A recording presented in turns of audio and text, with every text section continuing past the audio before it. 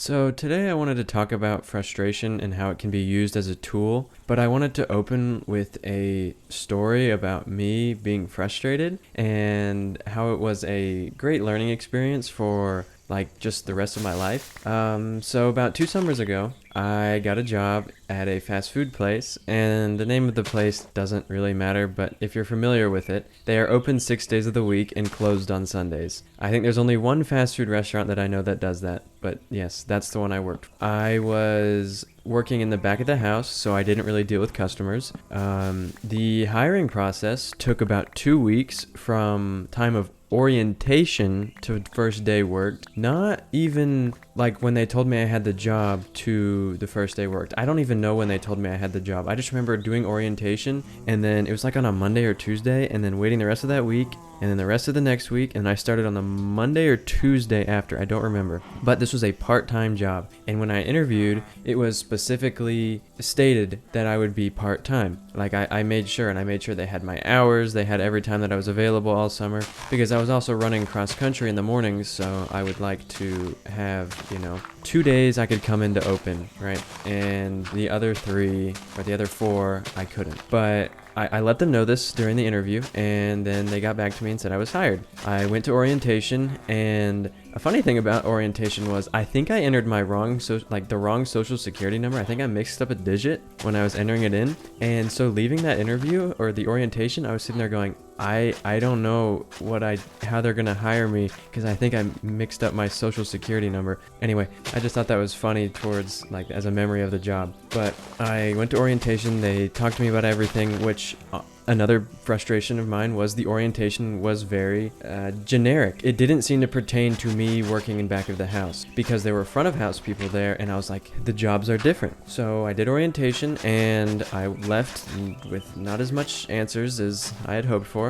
And then I waited a few weeks, and I had my first day. And so when I went in for my first day, they assigned a trainer to me who was going to be training me for 3 shifts, 3 8-hour shifts for 3 days. Not in a row, but for 3 days. I think it was Wednesday, Friday, Saturday. And no, maybe it was Tuesday, Friday, Saturday, I think. I don't really remember. I just remember it was one day in the beginning, and then there was a break, and then it was Friday, Saturday. Anyway, then I was training with him, and he went so fast because one of the qualities of the company is, I guess, speed of your food getting out. It is fast food. So I was back there training with him, and we got to a section where we were making something to do with lettuce, and he showed me how to wrap something, and he did it so fast. I was like, can you do that again? He's like, sure. And then I was just astonished by how fast he did it, and I tried to do it, and I was extremely slow. And then whenever I worked by myself, I was never at that position. Yeah. So they taught me how to do things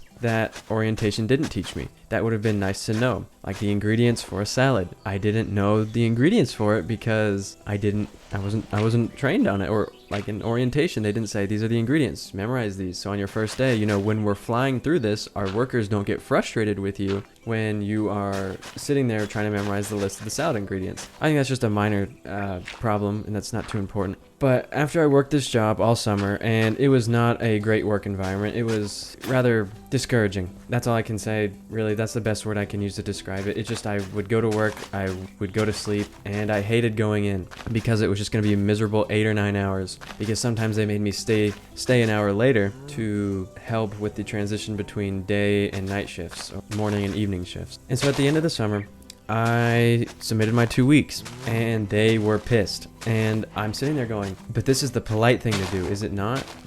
I'm going to be starting school up again, and I wouldn't really have time to work this job 8-9 hours a day. And so I thought the polite thing would be to submit a note with 2 weeks, and then just say, hey, Tuesday's my last day, and I'll see you guys around, But they were so mad, and this frustrated me because I thought I was doing the right thing. And then the weeks went on, and on the last day I was working there, I had said, hey, I gotta come in a little bit later because I have this pictures thing that I can't reschedule. And knowing it was my last day, I was like, if they're gonna punish me or do something, it doesn't truly matter, but I'm gonna still be respectful and come in on my last day. So I went in, and it was all just side eyes, and they were so pissy and just mad. I don't know why. Maybe because they were down a person. I would understand that because I did make the commitment. But Also, I was mad at this part of the summer because I said when I was interviewing, I am interviewing for a part-time position. And 8 hours a week for 5 days a week.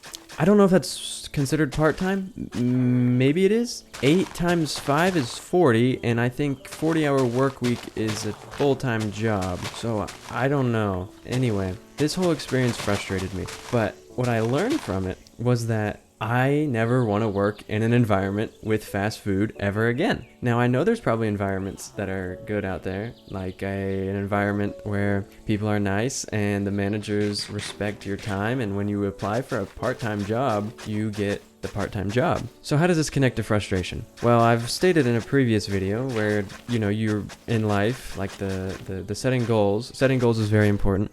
And when you set goals, it helps you get motivated to just do simple tasks. Also, frustration shows you what you really care about. Like if you were getting frustrated about, let's say, your car not starting, I don't know, so you could get to work. If you're getting frustrated about it, I would say that you truly enjoyed that job. But if you couldn't care less and you were like, yes, my car didn't start, so I don't have to go into work, you probably don't care about your job. So frustration can be used as a tool to just help show yourself what you care about. It can also help you learn to grow, to teach you lessons about mistakes you have made. I mean, I think that's a pretty obvious one. Maybe it's not, but if you got frustrated because something did not go the way that you wanted it to, then you can take a step back, think about what went wrong, and use that frustration to re-evaluate the situation so that next time you can come back to it with a different view. And I just felt like sharing that story with you guys about the job. I mean,